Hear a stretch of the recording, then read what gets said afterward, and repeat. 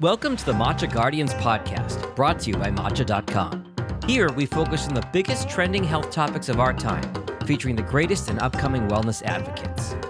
Now, here are the Matcha Guardians.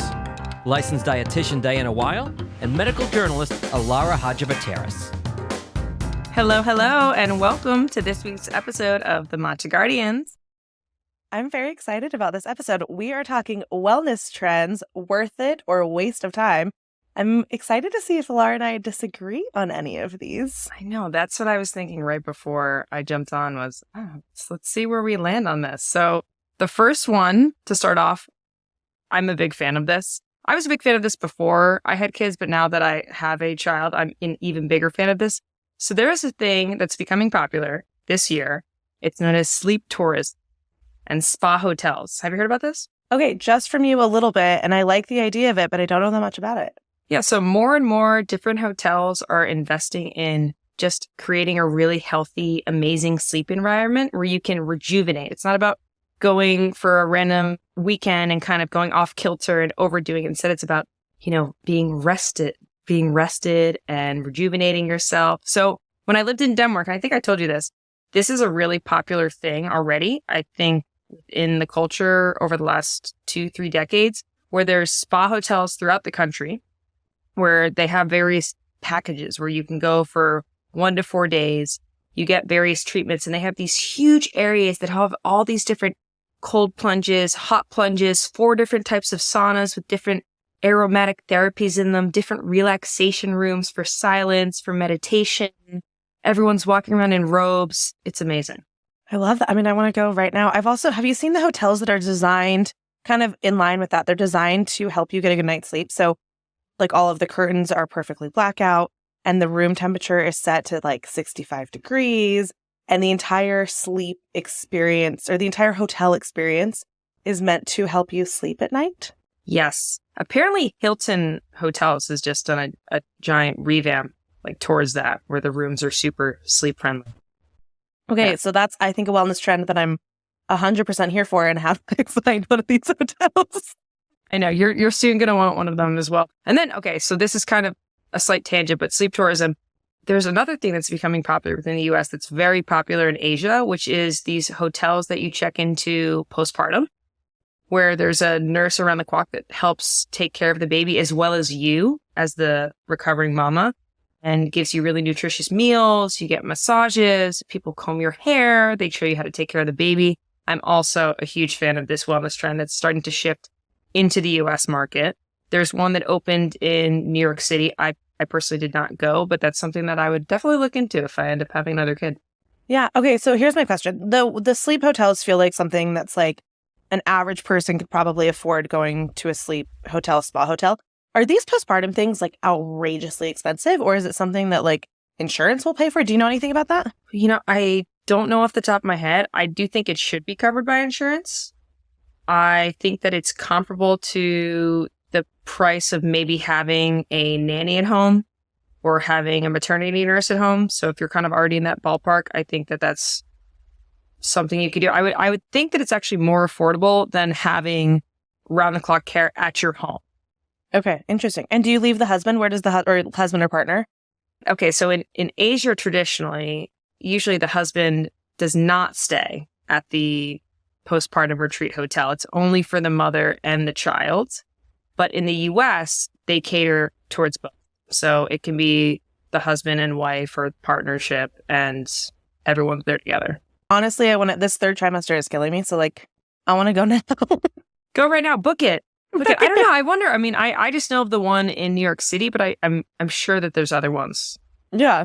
Okay. Well, I'm very here for it. I genuinely do think that sleep in general has become more talked about and trendier, if we want to say, in terms of health. And I think it's really important because on these wellness trends, I think we've gotten really down the rabbit hole of like, you have to do this very particular thing.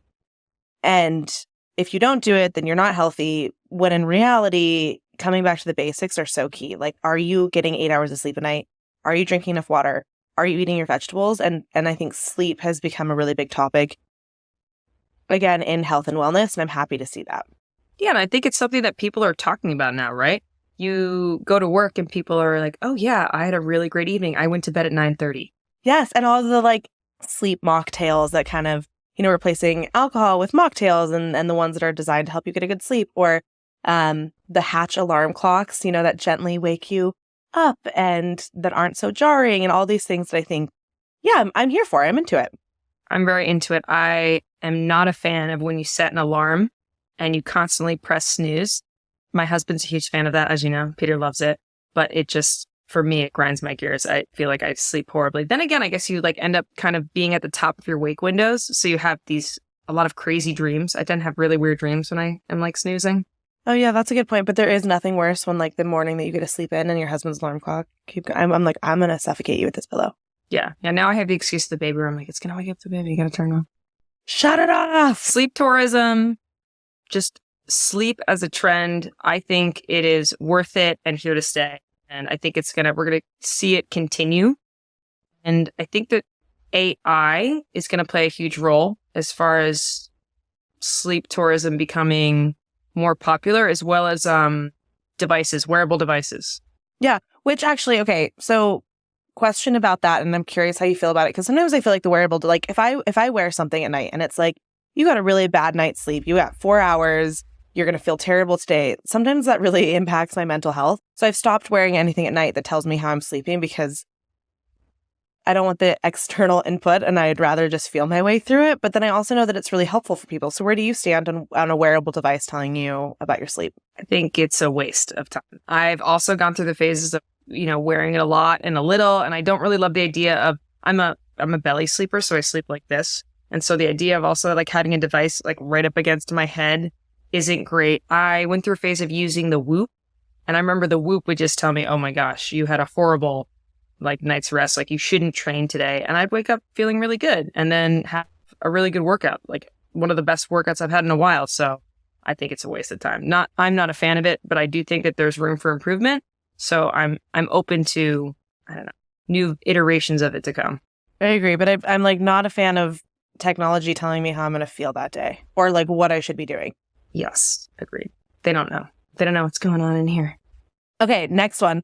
And this one is really interesting to me, vagus nerve stimulation. So this is something that I've been learning a lot about recently because I was working with someone through vagus nerve stimulation to help with constipation symptoms. And the vagus nerve can help control the parasympathetic nervous system. So doing different exercises like humming, singing, listening to calm music, things like that are thought to help reset your parasympathetic nervous system, which in turn can help with symptoms such as constipation and other digestive problems. There are devices that can help with vagus nerve stimulation, like humming, singing, that kind of stuff. And then there's devices that you can use. And I haven't personally tried any of these. I'm not 100% convinced on some of these devices, but I am intrigued with the conversation around vagus nerve stimulation. Have you heard about this? I have to say, from what I've read about it and experienced myself, vagus nerve stimulation has become a buzz term for just mindfulness practices. Yeah.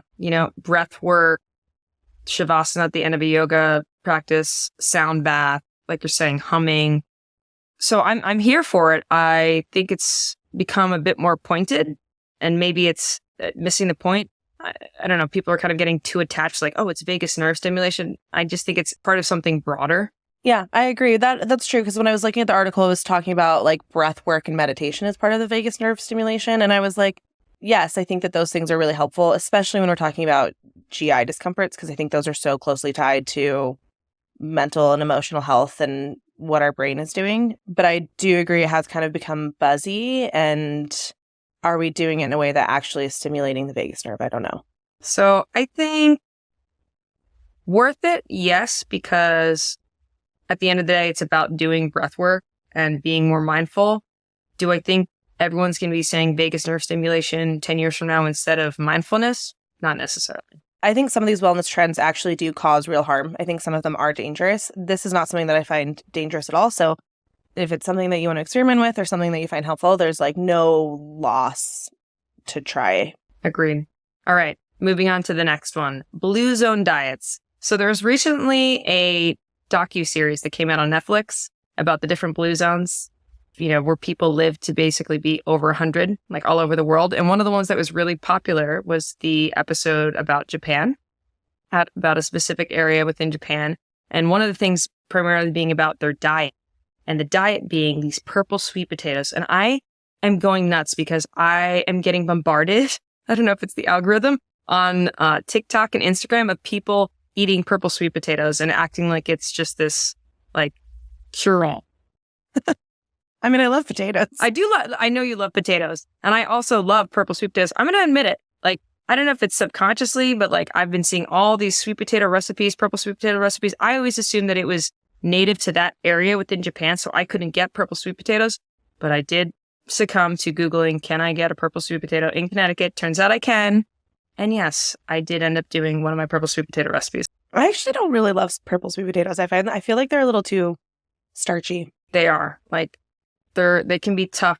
I found that when I made them in the air fryer, they did not turn out well. But then when I put them in the oven with kind of like a double baked purple sweet potato, it like caramelized better and like held the flavor better. Interesting.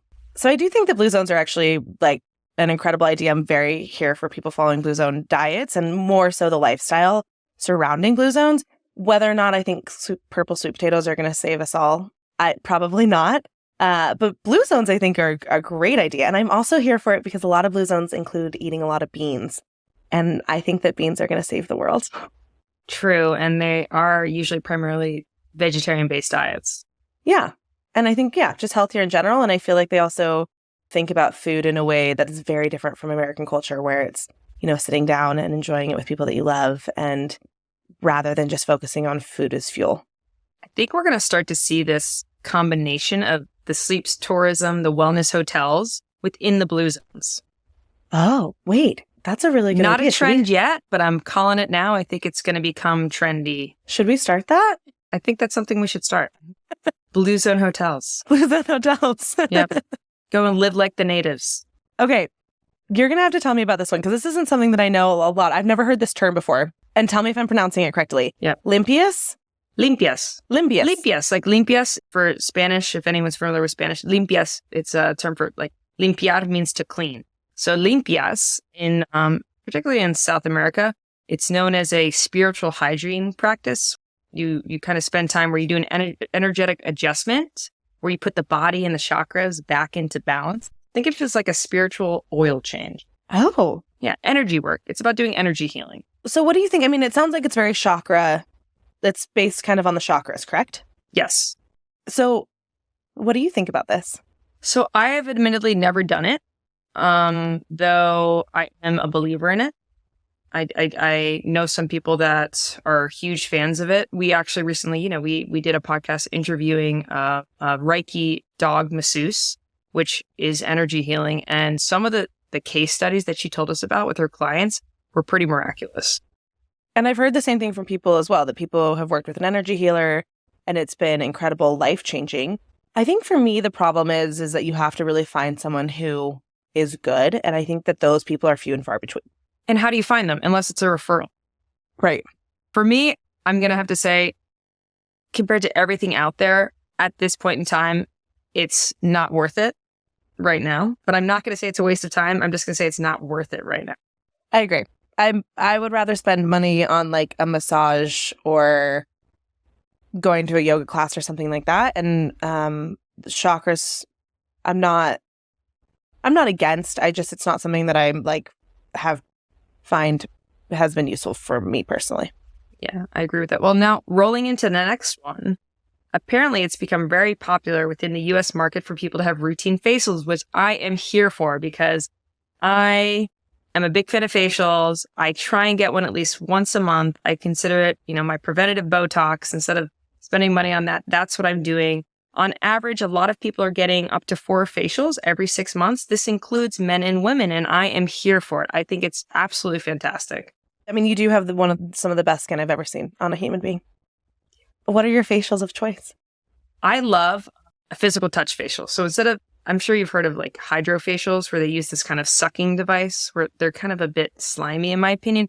I love a hands-on facial approach that's customized to your skin. So finding a cosmetologist that you can really trust, that really creates a bespoke experience. I love that. And that you continue going back to. And you talk to them. I'm kind of like, with my facialist, it's kind of like my equivalent of my hairdresser. Like she knows all of my secrets because I'm not really into getting my hair done that often. I'll get it trimmed, I don't know, once or twice a year. Like not as much as I should, but my facialist, I love speaking with her. She knows intimate details about my life. So I guess like part of the routine facials is also having someone to confine it and speak to. And that's what I like about facials. Even though one of the things that's become very popular is these things called express facials.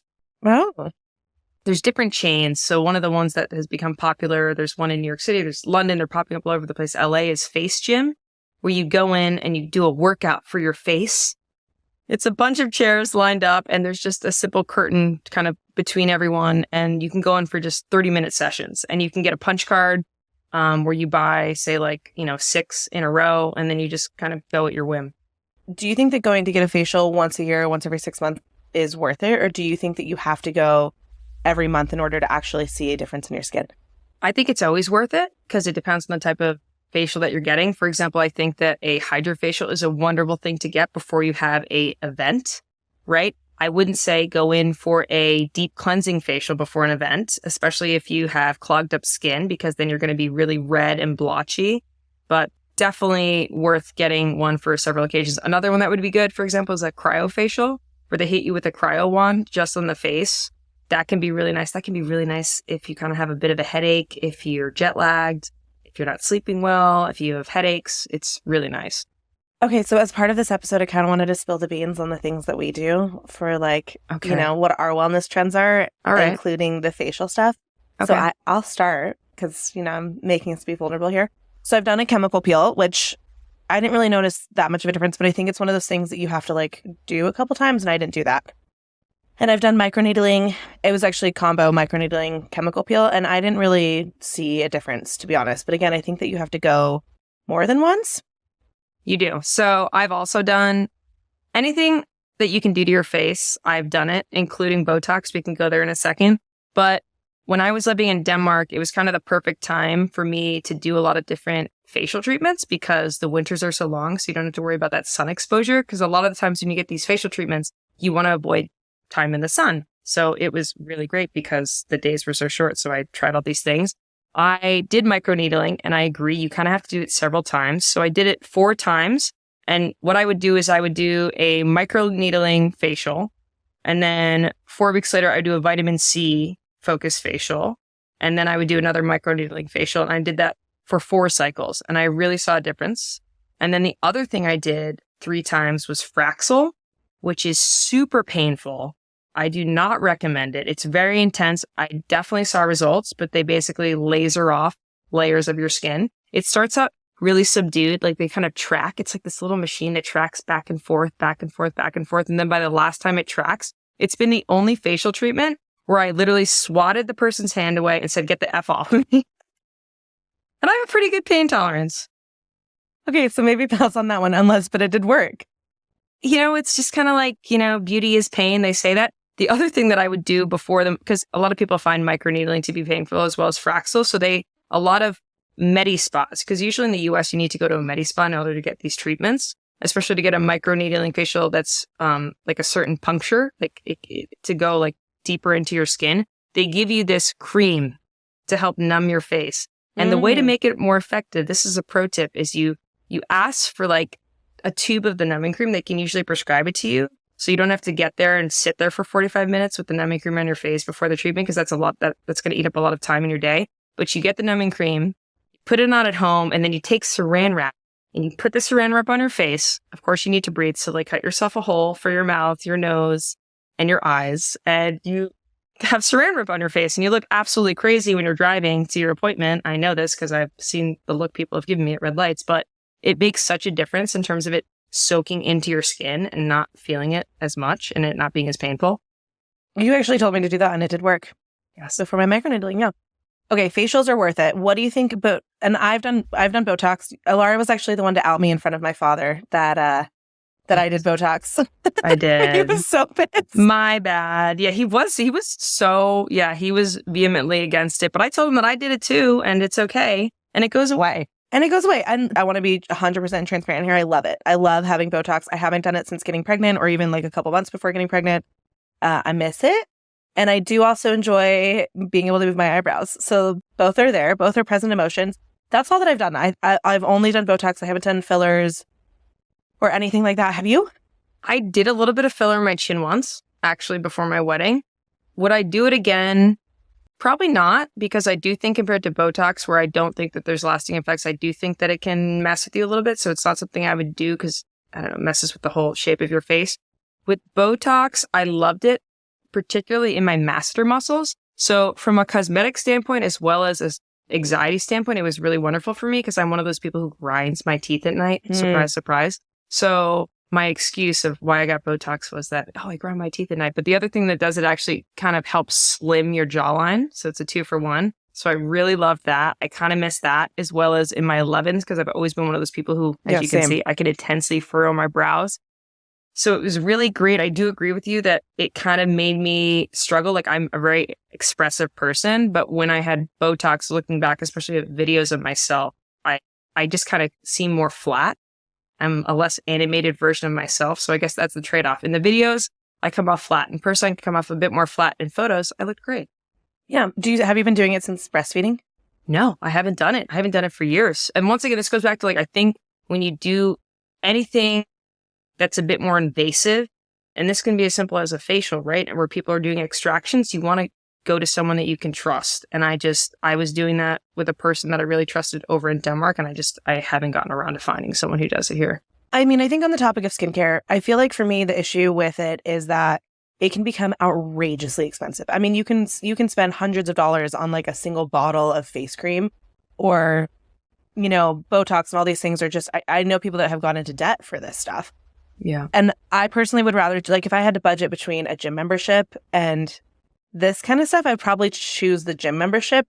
And I love a good facial. I do love Botox. That's something that I will resume again, probably. But I think some of it is worth it, and some of it is probably a waste of both time and money. It's one of the most expensive skincare routines you can get on the planet. Of course, I wanted to get my hands on it at some point. And I have to say, I got my hands on it. My skin was never worse than when I used it. Really? It was just too intense. I have pretty sensitive skin, and it was too much. And it's funny because now, having the baby, you get exposed to, what are clean products? Like, what should I be using? And sometimes the simplest products are the best. For example, all I use on Koa is Aquaphor, right? And if it's good enough for baby skin, it must be good enough for my skin. So I've slowly started experimenting, like putting it on my lips, putting it on my face. And that's all I've been doing. You're looking at my face where I only have so much time in the day. Like, I have not been good about my skincare routine at home, but at the very least, I just kind of slap some Aquaphor on my face, and I feel like it's working out. So I think the really expensive stuff sometimes is overhyped. And if you look on the back of the bottle, a lot of the times it is the same products. It is the same ingredient list as the stuff that you can find at your local pharmacy store. That's not going to cost you an arm and leg. All of the dermatologists on, most of them on Instagram, what they end up recommending are like Cetaphil and Aquaphor. Yep. Aquaphor, it is amazing. I'm all about Aquaphor. You just get a big tub of it. It's a cure-all. Yeah.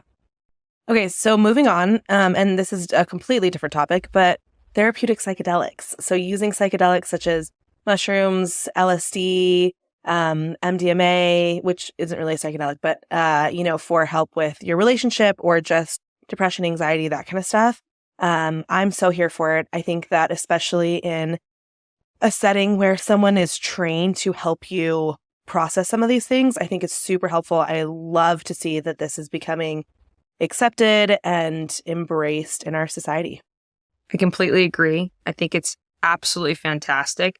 One of the things you touched on as far as people using psychedelics to help with their relationship, I think that that's absolutely valid for people that feel like, maybe things are feeling a bit mundane. It will help you reignite the flame between two people. I have no doubt doing a little bit of ecstasy together, doing a little bit of acid together, I think is wonderful. I can speak from firsthand experience. I'm a big fan of it from a personal standpoint, as well as relationships and just in life generally. It can just help to shift your perspective.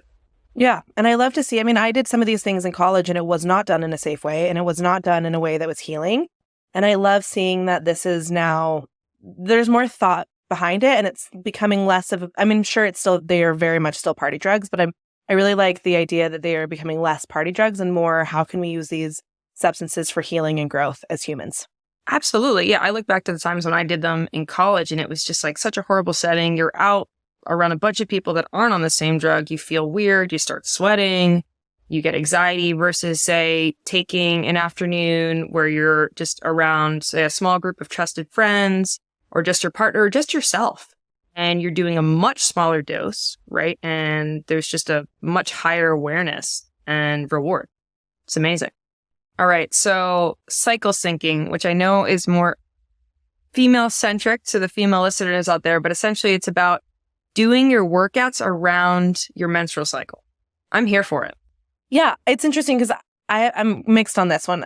There's no real research from what I've seen that supports cycle syncing, but it makes sense. Like you feel different throughout the month. So I feel like modifying not just your workouts, but also just sort of, how much sleep you're getting and how much rest you need to take to your cycle makes sense to me. Is it backed by science? I'm not sure. Yeah, I do think there's extreme examples. Like I have some friends who, for example, when they're on their cycle, they will not work out at all. And I'm not a fan of that. I'm just about adjusting it to maybe feel a little bit better. So maybe I don't feel like going, 110% at the gym today, but I'm going to do something that's a bit more comfortable at home. Yeah, I agree. I think with all of this, I feel like it always comes back to that of like, how extreme are you taking it? Because the extremes are probably a no, but the base is probably somewhat decent. Yeah, so I'd say it's worth it, and I want to hear more about it, and I'm excited to see more research into it. Yeah. Okay, so kind of along that line is rucking, where you wear a weighted pack while walking. I've been rucking because I'm pregnant, and I feel like that's the definition of rucking. I'm here for it. I feel like walking in general is a very underrated exercise, and walking with like a little extra weight, I think is great.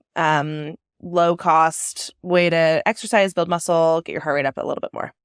100%. I'm with you. Big fan of rucking. I love walking with the baby in the papoose in front of me as well. And then even before I was pregnant, I was a big fan of, the 80s style ankle weights and wrist weights. Yeah. And I would just go for a dog walk with like the ankle weights and wrist weights on. It's funny because I feel like we've just rebranded a lot of these things that have been very like around for a long time, like the 80s ankle weights. Now we're just putting them on our chests and calling it rucking. Exactly. So yeah, I think rucking is great. I think it's been around. I'm into the terminology. Here to stay. All right. So let's see. What else do we have? Planking. Apparently planking is an up and coming trend, which I am very here for. Big fan of planking. Is that where you just hold a plank? Yeah, you just hold a plank. It's just become more popular. Yeah, it's just an exercise where you're on your forearms or your hands and your feet and you're just pressing up from the ground on all fours. And it's apparently gained popularity, not only for its physical benefits, but for its mental health benefits as well. Okay, I just have to brag about Alara for a second because, yes, I think planking is a really good exercise, but can you just share with people how long you plank for? I once, in a past life, planked for an hour and 7 minutes. And my goal, actually, since giving birth is to beat my record. I have been planking every day, and I'm now up to 18 minutes. So that's slowly but surely. How many weeks postpartum? I mean, how many months postpartum are you? Almost 5 months. You're incredible. You're my idol. I love you so much. An hour and 7 minutes, you guys. An hour and 7 minutes. I don't think I could do it. You could do it. You could do it with me. I used to have a yoga class that was all with like planks for 30 minutes. It's just all about, getting in the right mindset. I'll get you there. That's incredible. Yeah. Okay, this one I'm absolutely for. Healthy drink options, healthy energy drinks, mocktails over alcohol. I think that there's a lot of focus on like healthy sodas with probiotics. I'm so here for the healthy alternative drink options. Yeah, I think people are finally kind of looking at the back of their bottles and looking at ingredients and realizing that a lot of our classics, I'm not going to name any names, but they're full of sugar. So that's a trend that's going to be here to stay, and I'm for it. Agree. And I think, in line with that, being the matcha guardians, people are also, there's the conversation shifting away from coffee, and matcha is rising in popularity in Western society. And I think that that's great. Yep. Agreed. Yep. And there's studies to back it all up, which is the best part. Yeah. All right. So this was one that kind of deeply disturbs me. I can't believe people do this, but I also have an antidote I have a friend of a friend who tried this and they're a huge fan. Parasite cleanses to reset your gut. Okay, this one really bugs me. I'm going to be honest. Oh, that's a good joke. Was that a pun? Sorry. I'm seeing a lot of questions about parasite cleanses, and there are a lot of people making a lot of money selling parasite cleanses online. The vast majority of people who say that they have a parasite do not have a parasite. And the reason that they feel better after doing some of these things like oregano oil and all, whatever things, cleanses they're doing, I think is one, it could be placebo. Two, that maybe they've removed the foods that weren't making them feel well. Most people do not have parasites. And if you do have a parasite, you need to go get a stool test done by your doctor and treat it effectively, not with like some cleanse that an influencer is selling you online. Agreed. So I have this story of I was talking with a friend about how my dogs contracted Giardia. Have you heard of that? It's like a common disease that dogs can pick up from like a dog park, something like that. And they end up basically having diarrhea, runny tummy, right? And in response, this woman was like, oh my gosh, like my friend is a huge fan of Giardia. There's like this spot, the woman was from London, that she will purposely expose herself to Giardia to lose weight before summer vacation. And I just thought that is ridiculous. But it just came to mind. That is so disturbing. That is please, no one out there try that. Whenever I've gotten any bad stomach bugs, I always just think, never again, please don't do this to me. It is so horrible. So the people that are willing to go through that just to lose a couple pounds temporarily, you're cut from a very special cloth. Yeah. And also I would classify that as an eating disorder just to Yeah, that makes sense. We should not do that. And please, I think in general, be very wary of buying cleanses online from people like the tummy tea or, there's teas on the whatever teas. Don't buy those. Yeah, like flat tummy tea and it's completely unregulated. Nobody's checking what's in it. You got to be careful with that. This goes back to your point as far as the vagus nerve, that isn't going to hurt you. This is something where if you do this, it can really hurt you. So you really need to be careful. Right. People die from Giardia. Yeah. It's a serious thing. It's not good. So that is a waste of time. Waste of time. Big waste of time. All right. So there's another trend, I guess, that's become really popular on TikTok, which is also not good in my opinion. People mixing lemon with coffee. First off, it just sounds not palatable, not tasty. And then secondly, it's really acidic. You're mixing two very highly acidic things. So it's really damaging to your teeth enamel. Yeah, that sounds gross, first of all. Second, people will put lemon in their water first thing in the morning. I don't think that that's doing anything for you health-wise. If it helps you drink more water, then that's great. But like you mentioned, drinking through a straw is probably your best bet to save your teeth. Drinking coffee with lemon sounds gross and is not going to help you lose weight.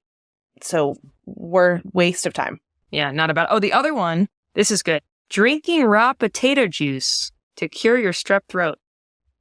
You seen that one? That, I don't understand.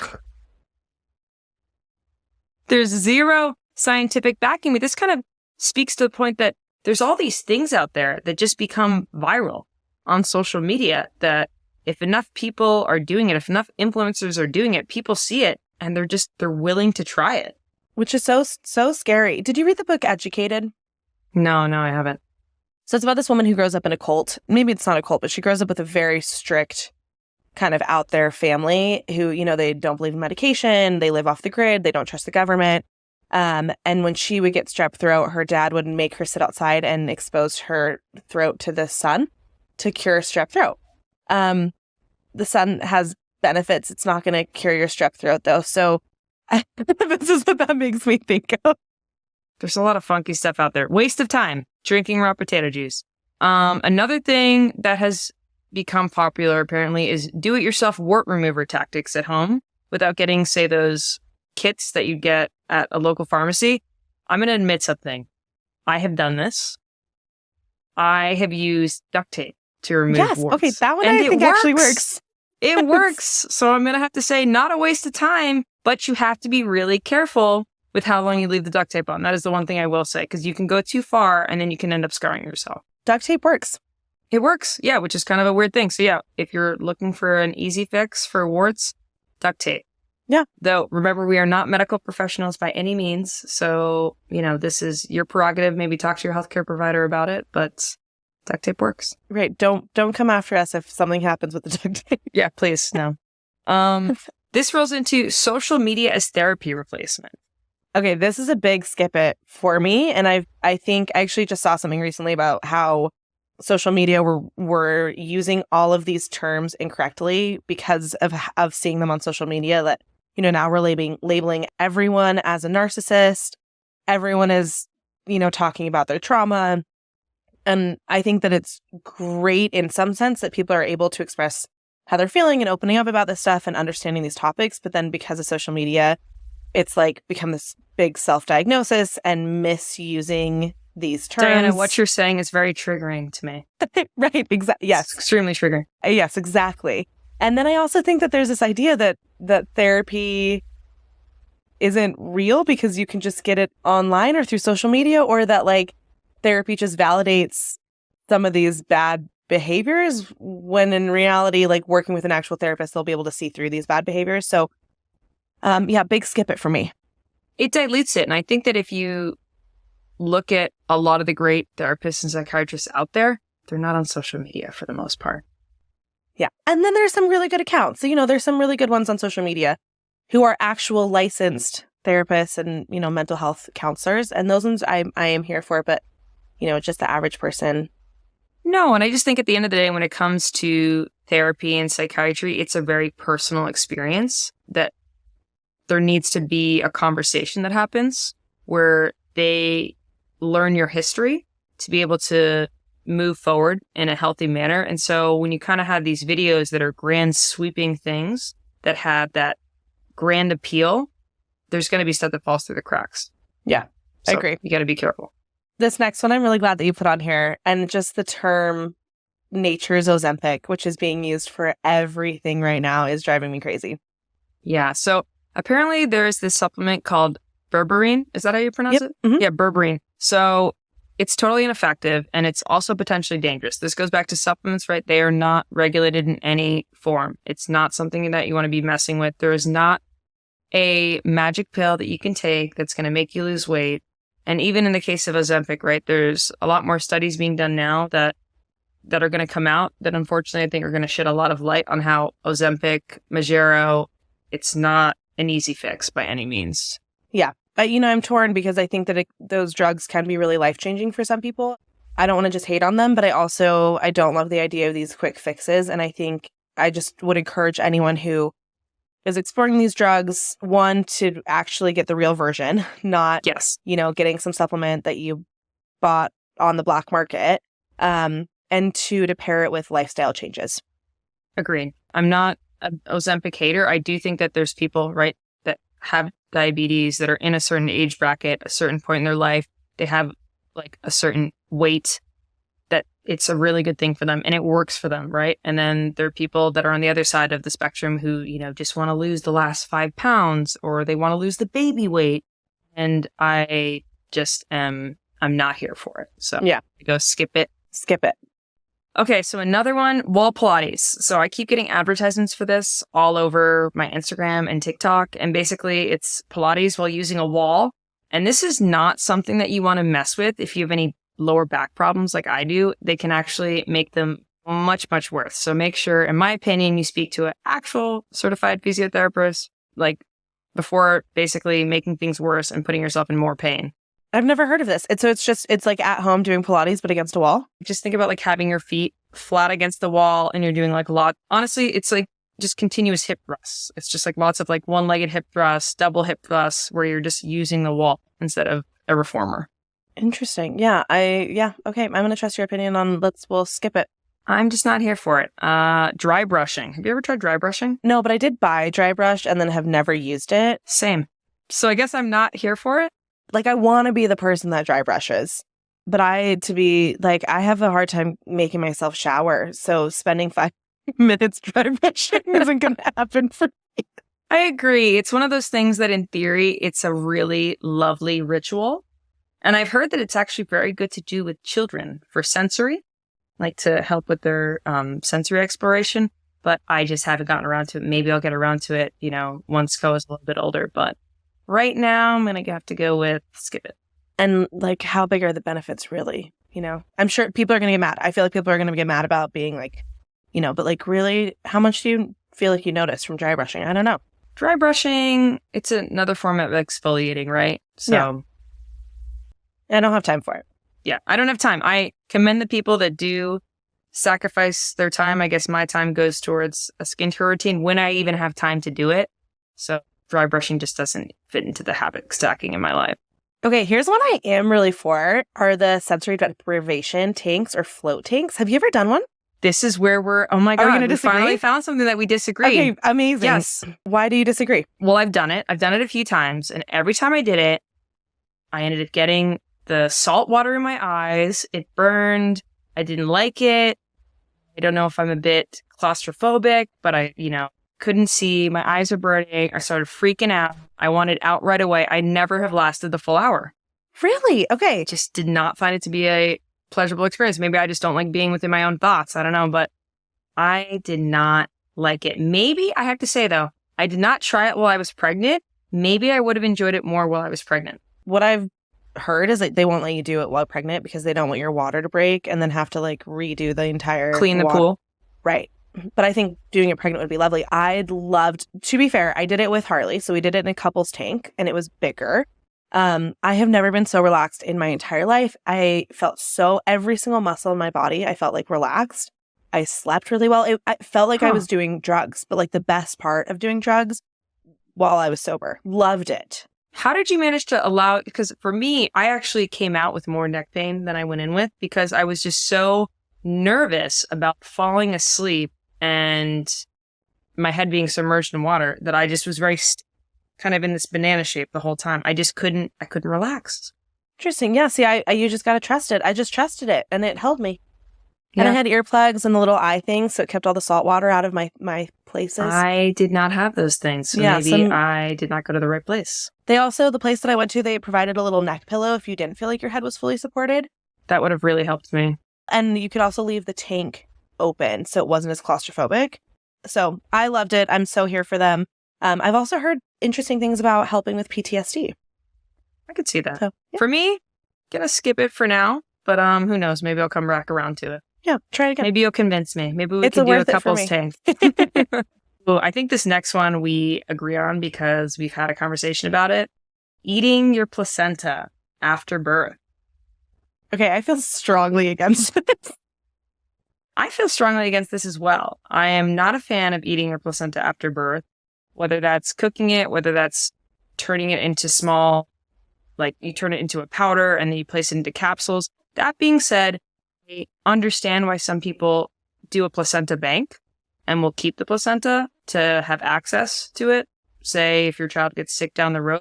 That I understand. I actually did look into that before having Koa. Like the cord blood bank? It just kind of felt too expensive for what it was. Yeah. And then it was funny because at least what I came across was the cord blood banking was, say, $5,000 to $8,000, which just feels like a lot of money to throw down on something that you're not even sure you're going to use.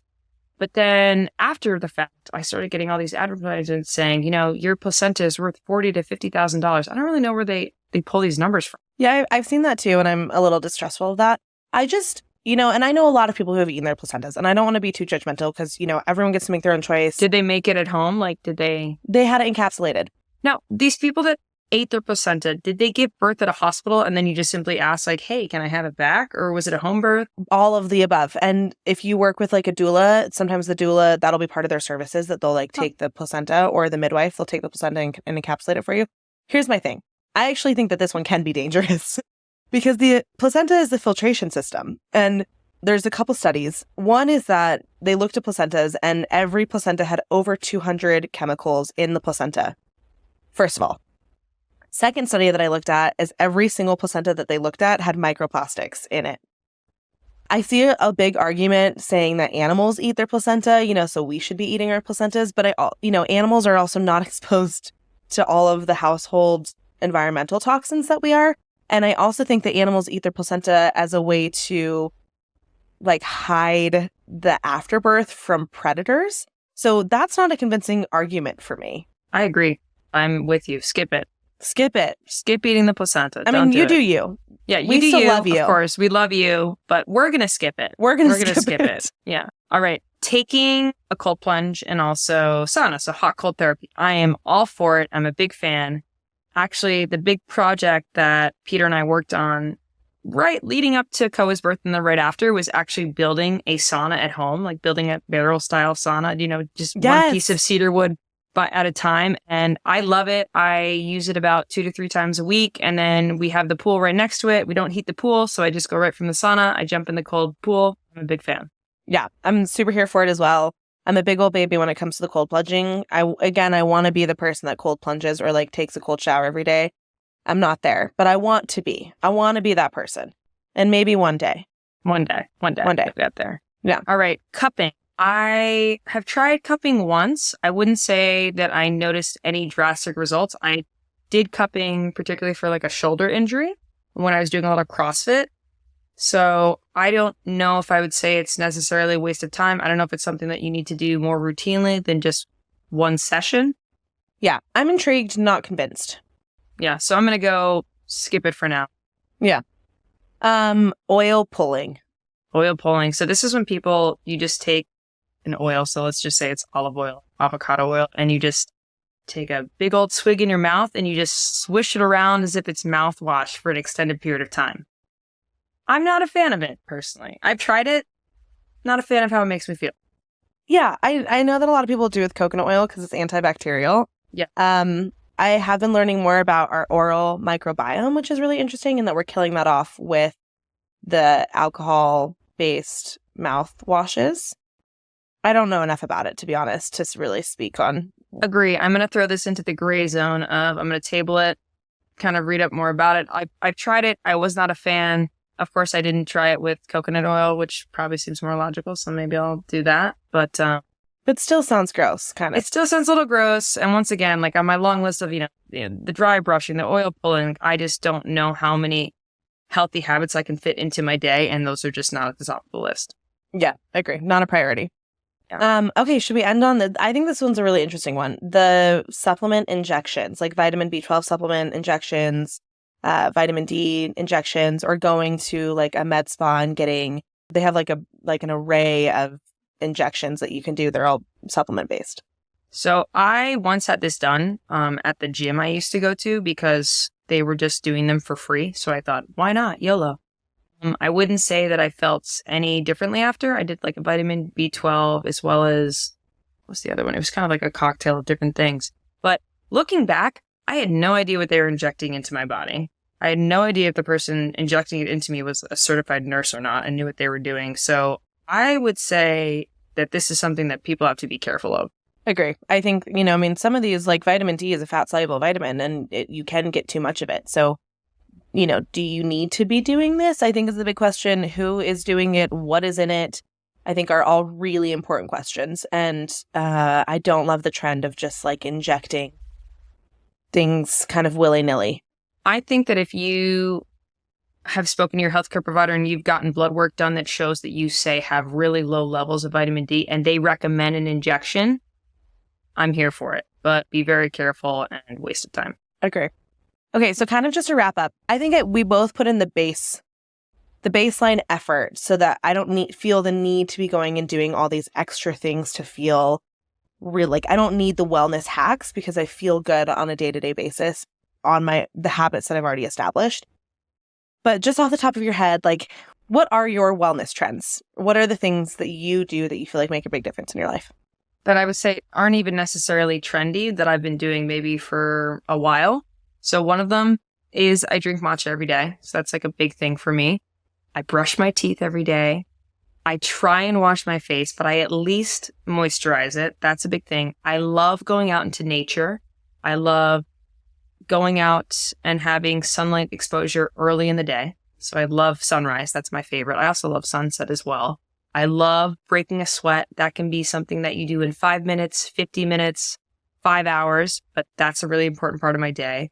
I love cuddles with my dog. I'd say that that's like a really important wellness thing I do, like quality time with animals. I'm a big fan of that. And I love a good home cooked meal. and like the time spent planning and cooking. That's really fun off the top of my head. I love all those because they to me feel like getting back to the basics. And some of these wellness hacks and trends and biohacking, I feel like have just become kind of out there and crazy. And if you don't do everything perfect, then you fail as a human. And everything you just said to me feels very like salt of the earth. So that's like when I'm having a good day, right? Like you wake up and you think, I'm having a good day. I want to share the wellness tactics I use when I'm having a bad day. Yes, please. So important. So when I'm not feeling good, I love blasting the music and dancing and singing at the top of my lungs. It's great doing it in a car alone. It's great doing it in your kitchen. Just letting myself dance, letting myself sing. That really helps me kind of get the heebie-jeebies out a little bit. I'm a big fan of that. I'm a big fan of just going into the shower, turning up the heat, and just rotating around like a rotisserie chicken. These are the things that I really do. So a really hot shower. I like to listen to really loud music. And then I like to do a little bit of self-care in the form of, I have really dry feet. So I'll moisturize my feet and I'll put socks on, or I'll moisturize my hands and I'll put gloves on. I'll put on moisturizing gloves. Those are my 3 kind of things that help me get out of my own way. I love that. I also think, I don't know if you feel this, but sometimes I feel like there's a lot of pressure to do all of the self-care stuff. And if you're not doing it all, then like I said, then you kind of fail. And it's important to remember that if you brush your teeth and wash your face and that's what you do for the day, then that's great. Agreed. Yeah. You know, just do what you can do. And it doesn't have to be the same thing every day. Every day is different. Yeah. I guess that's the thing about these wellness trends is that they have to become a habit, right? You don't have to do everything on a daily basis for it to be something in your wellness arsenal that you use, right? It can be different day to day. So that's something to remember too. And don't let self-care stress you out. Become something that you then have to have self-care for. Agreed. Wellness, you shouldn't have to work for it too much, right? You should allow it to come naturally. Diana, what are your wellness tips? So on a good day, and then I also want to hear, like, what do you do on an off day? I think pretty similar to you. I mean, you know, the basics, like I brush my teeth twice a day. I always wash my face at night. I've been bad about washing my face in the morning, to be totally honest. I know. I make my bed every day. That one's important to me. I love having something in the morning, whether it's tea, matcha. Every now and then I'll do coffee. Lately, it has been matcha though. Mm-hmm. And getting outside, exercising. I take the dogs on a hike every day. Those ones are, you know, that's a big thing for me. Having a home cooked meal. I put lotion on my body every day. You know, those are like, for me, those are my wellness hacks or trends. Just kind of the basics, I guess. And then on a bad day, let's see, that's an interesting, you know, I think that because those things are so habitual for me, that those are things that I tend to do on a bad day. If anything, on a bad day, I feel like I need to lean more into the self-care. So maybe cleaning the house and having a really clean space, putting extra effort into the meal that I'm making for dinner, going on a longer walk. You know, I kind of lean deeper into the self-care things rather than lean away, because those are the ones that are making me feel better. But, you know, it might also be stopping work early and laying on the couch and watching something that makes me happy, or calling my mom, or, you know, something. Calling your mom. That is totally, how did I forget that? That is totally at the top of my list. Calling mom. Calling mom at least 5 times a day. Yep. Yep. Really just the basics are the things that I, you know, that have become really important to me. And getting sunlight. I am a fan of the morning sunlight, you know, but nothing that's too crazy. No, I love it. So if you guys have any other wellness trends that you want to share, please drop them in the comments below. We'd love to hear about them, right? There's always new things popping up, and whether it's just a new take on something old, I think it's always worth trying it, right? To figure out if it works for you. Agreed. And don't let anything that, you know, we said skip it. You know, if it's something that you love, then that's great. And just because it didn't work for us doesn't mean it won't work for you, except for a few of the ones that I do think, you know, are maybe a little bit more dangerous and take caution with, but to each their own. Yep. Agreed. Just, it's your wellness journey. So just remember that you're in control. Sip, savor, and live well with new episodes of the Matcha Guardians every Wednesday. Follow our show for free on Apple, Spotify, YouTube, or wherever you're listening right now. Leave your questions and comments below. Find us on Instagram at The Matcha Guardians, or click on matcha.com.